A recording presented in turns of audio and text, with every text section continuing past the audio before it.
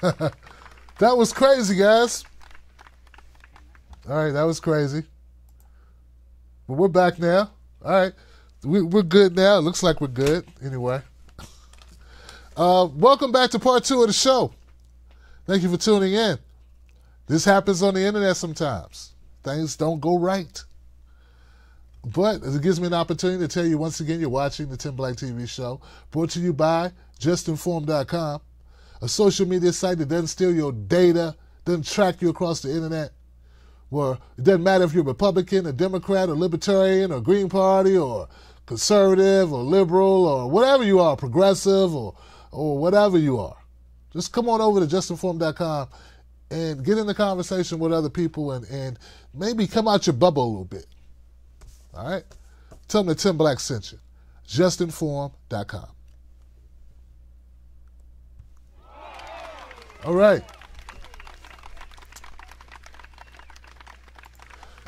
Now, where was I on Joe? I was talking about Joe Biden. Yeah, the people in the Democrat bubble, the establishment Democrat bubble, those people, they think that we want Joe Biden, and that's crazy. Not even Mrs. Biden wants Joe Biden. So, look, guys, I think it's a shame that they think we're that stupid.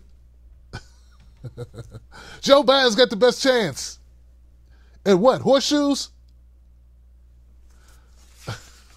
Oh, you mean running for the presidency? Bogus. That's not going to happen, guys. Get out of here, Joe. Beat it, Joe.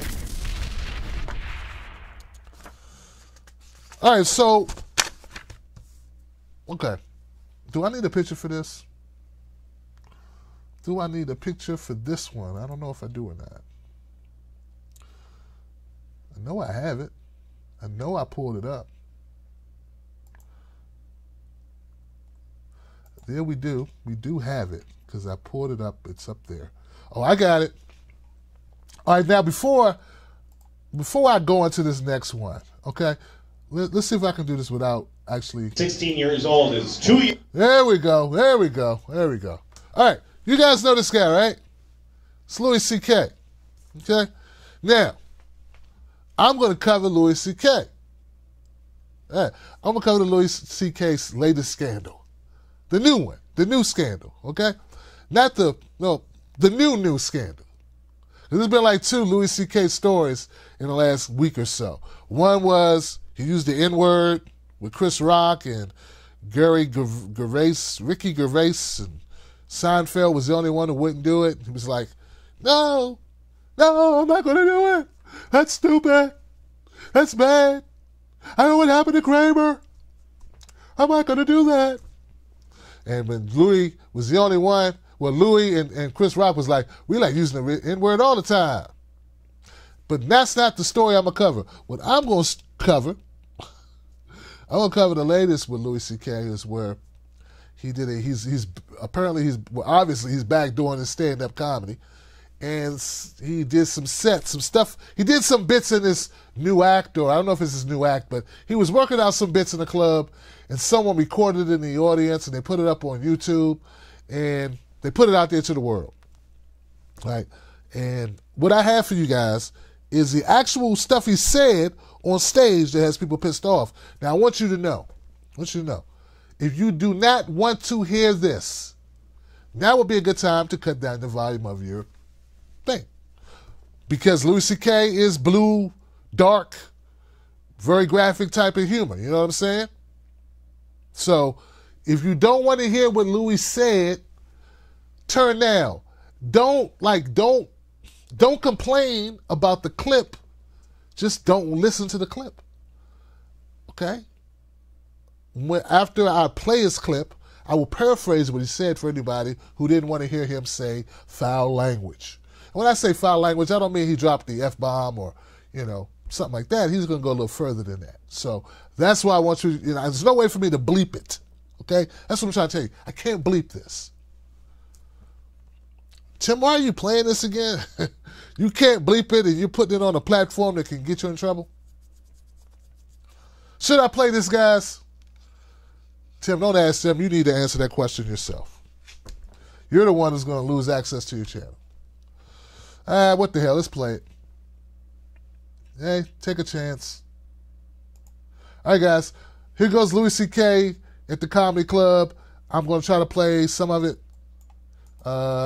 because I think if you're going to have this conversation, you need to have it in the context of what he was saying. You gotta really base it on the kid themselves, because you can't base it on like some idea like 16 years old is too young to do drugs. By the time I was 16, I had quit doing drugs. By the time I was 16, I was like, I gotta fucking stop. This shit is ruining my life.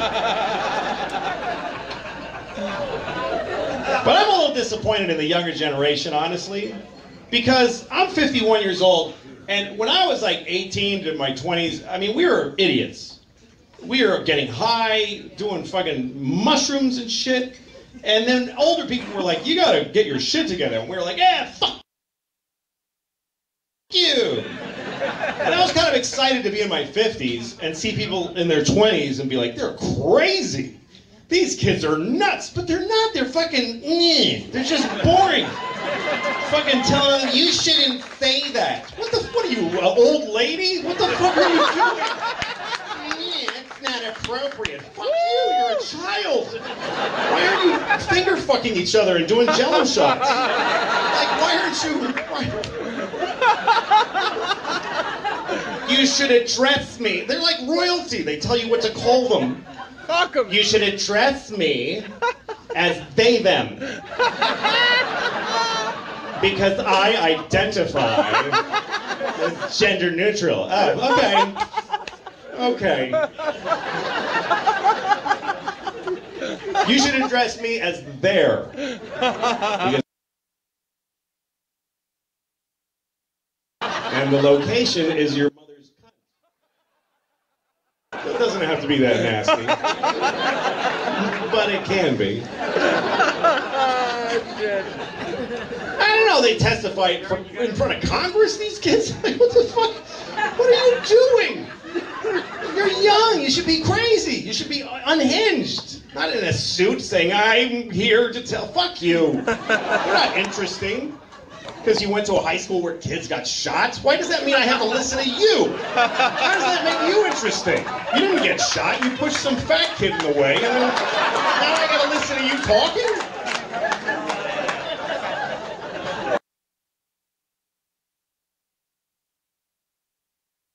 All right, I'm going to stop it there. I think that I've gone far enough. Probably gotten in way enough trouble. Hope that I'm still streaming. Hope y'all can still hear me out there. You know what I mean? All right. All right, so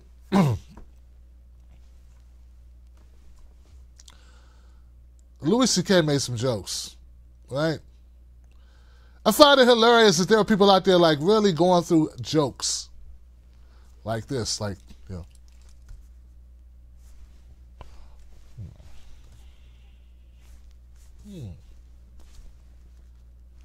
Rewind that again. Play it back a little bit more. Okay. Like, you don't supposed to do that with jokes, dumbass. Jokes are not people's statements. Jokes are jokes. Like, you never know why a person says a joke. Right? It's not a speech. At least it shouldn't be. And I've been working really hard to be able to like tell jokes, because they're jokes, punchlines. It doesn't mean you actually feel the way. It doesn't mean you agree with the joke for someone to tell a joke. Like, I don't know, any joke that you would tell. So I have a problem. I don't understand people that listen to this and then start deciphering it, trying to come up with, well, was he right to say this? And was that inappropriate? Like, that's not what jokes are about. It's not what comedy is about at all. And you would know that. But see, this is what I think, guys. I think a lot of people don't like Louis C.K. right now. I think a lot of people detest him because of all this, you know, because they said he touched himself in front of women without their permission. So they don't like Louis C.K. and they don't want to hear him. They don't want to hear him talking. And they definitely don't want to hear him talking about the Parkland shooting or about gender neutral people or anything that's controversial. But here's the thing. This is the type of stuff that Louis C.K. has been talking about his whole career.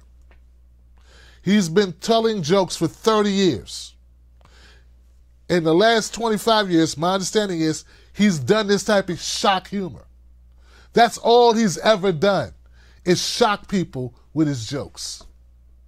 He talks badly about his kids, badly about himself, badly about powerful people, badly about poor people and black people and white people and Asian people and Mexican people, which he's also, he's Mexican, by the way. A lot of people don't know that.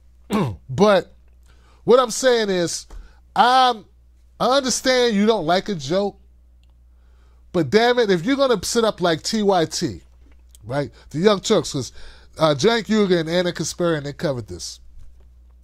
And they went on and on about what wasn't right, and they're really disappointed that he was punched down. And oh, look, he's not a politician. He's not a politician on Twitter. He is a comedian on a stage. And I don't know if you can hear this or not, but the people in the place where he was telling the jokes, they got it. They got it. That doesn't mean you like it. You don't have to like Louis C.K. In fact, I'm not a huge Louis C.K. fan.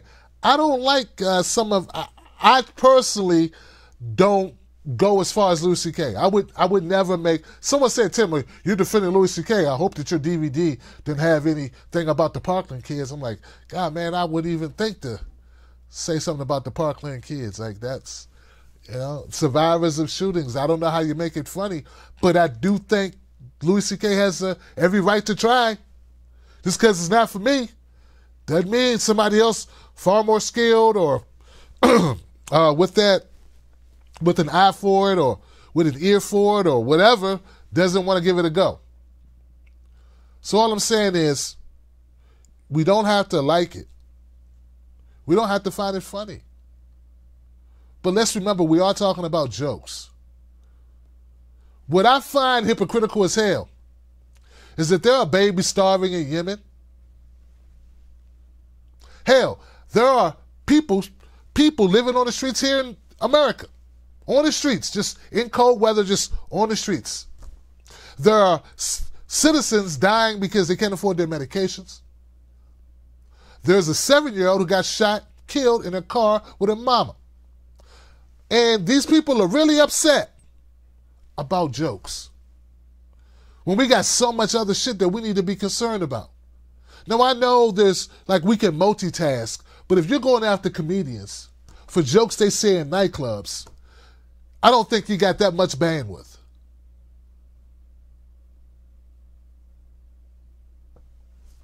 All right, that's all I got.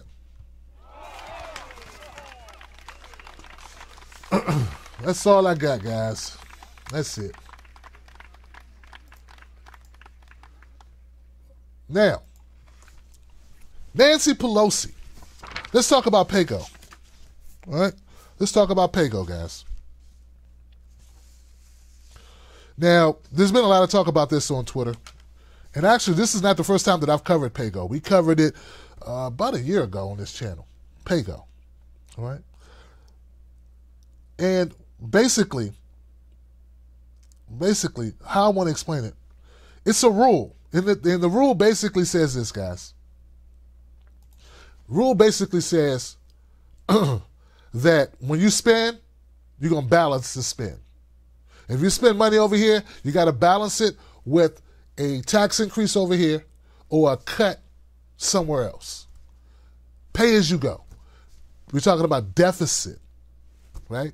So the pay as you go is a rule that, if implemented, means that you must control your spending. You must be fiscally responsible. So Democrats last week announced they were changing a bunch of rules for the newly elected House of Representatives. The rule changes involve automatically raising the debt ceiling when a new budget is passed, along with other procedural tweaks. One rule that involves spending offsets, however, is causing controversy, and that's the PayGo, or the pay-as-you-go. And as I stated, essentially, it requires all new spending proposals by the House be offset by either tax increases or by cuts. Now, there are a couple notable progressives who don't like it. Ro Khanna, friend of the show, give it up for Ro Khanna.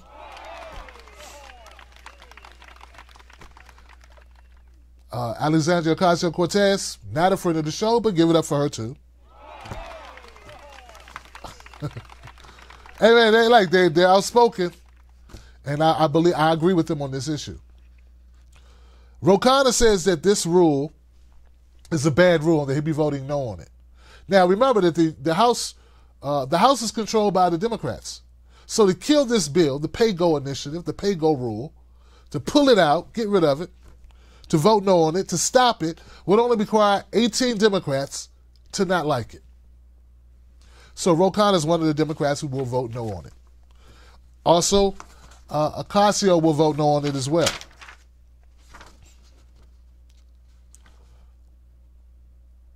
Now, I want to explain why it's important, why they're voting no, okay?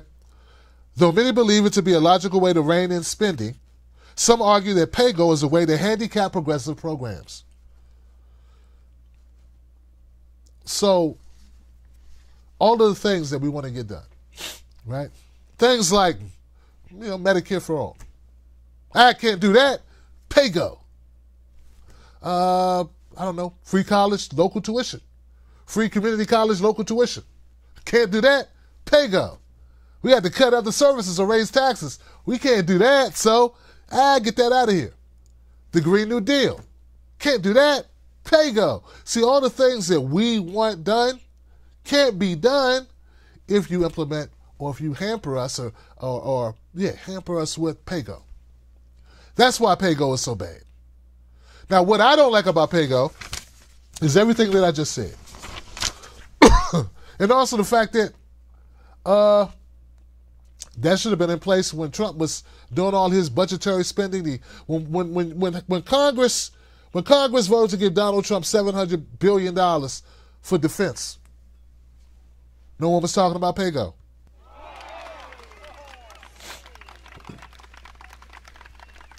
Yep, no PayGo, no PayGo chatter. I didn't hear it. And everybody say, "Oh no, we gotta control spending. We gotta control spending when we get these tax breaks to the corporations in the top 1%. Can't do that. PayGo." Now, see, they wait till they got all the stuff they want to get done. Yeah, we get the spinning rims, the gold spinning rims, bastard. The ones with the gold on them that spin. The 35s with the spinning. Did you get them? You did? Okay. Listen, everybody. Now it's time for us to tighten our belts. Hold on a second. Hey, did you give me the 100 cases of caviar, finest caviar, and the finest vodka, all that stuff, in the 3 houses, in the Caymans, and all that? You got all that? Okay. Yeah. Okay. We also need to really just live beneath our means. All of us need to make sacrifices. When I mean us, I mean you. I mean you need to. See, that's this whole thing. That's what pisses me off. Now, my conservative friends, you're used to, being stupid. And I don't mean, that's not a good way to start 2019. But I'm just saying, I'm used to conservatives disagreeing with me. They think I'm stupid, I think they're stupid. Okay? I'm used to that. I'm used to conservatives going, about the budget. Cackle, the budget. And shaking a stick or something in the sky. The budget. I'm used to that. But when I got Democrats who pretend that they're on my team, that they understand that, working people need things. Like all the programs that have been cut. Okay? Meals on Wheels, subsidies for seniors and their vouchers or housing assistance, all these things that have been cut. But I have Democrats to support austerity, which ain't nothing but another word for screw over the rich people or screw over the poor people. Yeah, austerity is nothing but a fancy word for screw over poor people and working people and help the rich. That's what austerity is, because it never applies to the rich bastards who get everything they want, and then some. Hell, Trump wasn't even asking for as much money as they gave him for defense. That's how bad it is. What I'm trying to tell you guys is it's very obvious to me that there are Democrats who really want to be Republicans very badly. And that's fine, because it really doesn't matter what your name tag is. I disagree with your policy. Your policy sucks. PayGo is bad because it's by hypocrites. And bottom line is you want cover for not putting through legislation that we want you to put through. See, like 70% of Americans, they support Medicare for all.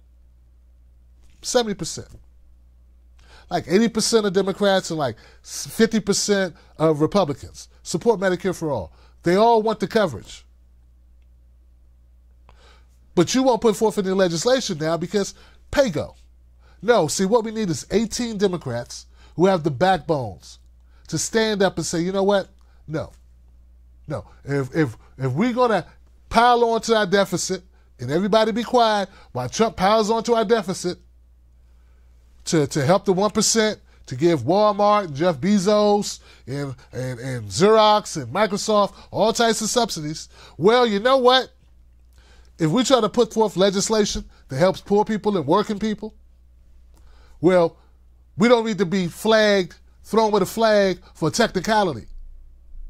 Talking about deficit. No. So PayGo is horrible. And to me, it's just a way for them to wiggle out of doing what we want them to do. It's a way for them to side with their corporations, their donor friends, their corporate friends, their lobbyist friends, and meanwhile screw us over. That's what it is. Now, I also want to put this out there because I was going to just leave it there and call people horrible people. You know, even though we know that, hey, man, 18 Democrats, that's not hard to find. The Democrats run the House. So, look, we got 37 members in the Congressional Black Caucus. We only need 18 of them to say no.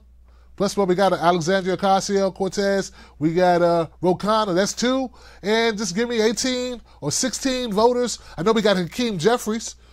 He's a freshman. One of the new faces going into the Congressional Black Caucus, going into Congress. I know he doesn't support PayGo. So we really only need 16. I'm sure one of these people in the Congressional Black Caucus will have a backbone, or 16 of them will have the backbone to stand up to bastards like Nancy Pelosi and Chuck Schumer who want to support this garbage. Well, maybe not Chuck Schumer. It's got to go through the House. So, folks, let me know what you think about it. I think Congressional Black Caucus, I mean, and not just them, not just to put it on them, but these programs that have been cut by Trump, we need to start reversing some of this stuff. What's the purpose, guys, of saying, oh, vote blue? Okay, you voted blue, you got some Democrats in Congress, and then all you do is kowtow to the Republicans. That's why I said when they got one party. Because at the end of the day, the Democrats don't want to rile up things. They don't want to shake things up. They don't want to change status quo. They don't want to go against their donor friends. They want to try to entice Republican voters. Like, come on, conservatives. We're not that bad. We're not really liberal. We're just pretending. We're not progressive. We're just like you. So that's why I don't fall for the banana in the tailpipe. That's why I sprinkle facts on them every chance I get. And I remind the Democratic Party that I see through the chicanery, the trickery. I see through the tomfoolery. I ask you guys very simply, what's the point of voting Democrat if when they get in, they support the same measures as Republicans? If there's no difference. None. But there's something here that I ran across. Even if this passes, and this should not pass, I mean, if this PayGo goes through, those people should be out of Congress. They should be gone. They shouldn't have jobs. They should be voted out. They should be primaried until they're all gone. Whoever they are, they just be gone. Okay? Finito. Go be a lobbyist, because that's what you are anyway. But even if the initiative goes through,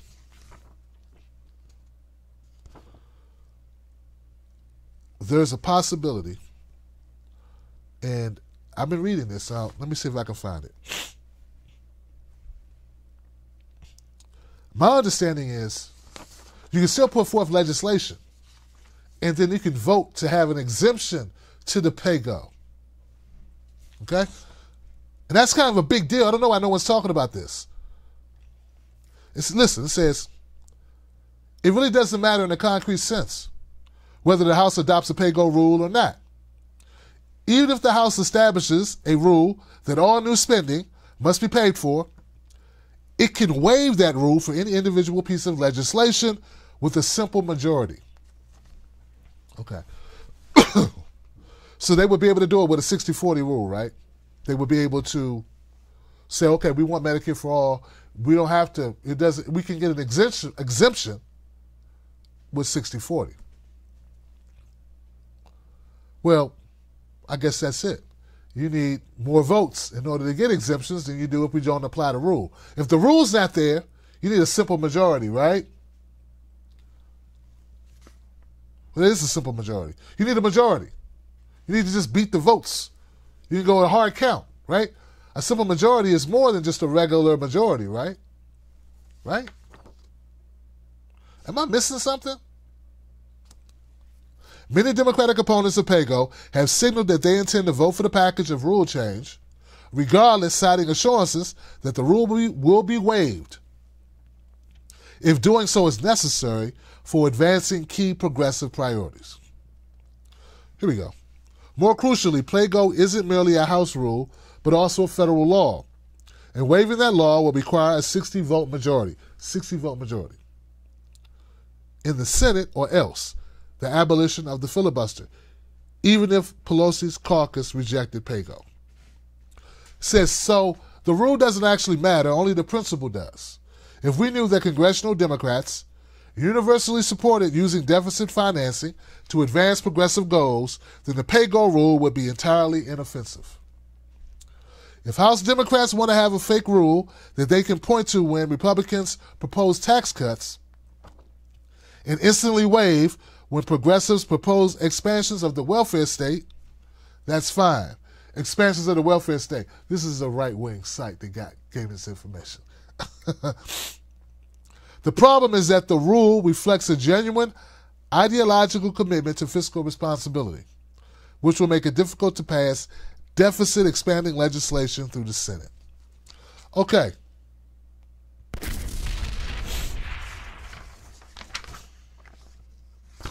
Well, listen, guys. I believe that since the House is controlled by the Democrats, why would you put hurdles in the way of adopting legislation that the people, by and large, not even the people, that Democrats, by and large, support? It just needs to be sold to them in the correct way. Right? That's what I think, guys. So, we can waive it? Well, you don't have to waive it if you don't have it. And you don't need a reason not to support a Republican policy of inflating the deficit to give payouts to the corporations or to support more bomb campaigns in the Middle East. You just have to say no. Yeah. You don't need to go, hey, we got PayGo, so we can't do it. You just say no, we're not going to do that. We're over that. No backbone. That's the problem. People have no backbone. Yeah? No backbone. So anyway, guys, that's what I come up with. I'm sure somebody there will let me know. I don't know. So a simple majority, they can waive it as possible. Okay, fine, great. That's already in there. They can waive it. Great, perfect, great. Let's not let it get that far. That's where I come up. Let me know what you think about it at tim@timblacktv.com. Also, find me on Facebook. Find me on Twitter. It's Real Tim Black. I'm on Instagram as Tim Black at Night. I'm everywhere you are. All right? Okay. Well, look, guys. Thank you for starting your January with me, your 2019 with me. It's good seeing you all. It's good to be back doing what I love to do. Remember, become a member of the Tim Black Wolfpack. Do it today because you value this information, because it matters, because truth is hard to come by. All right? Free Julian Assange. More power to the people. Fight the power. And let's find the killer of Jasmine Barnes. All right.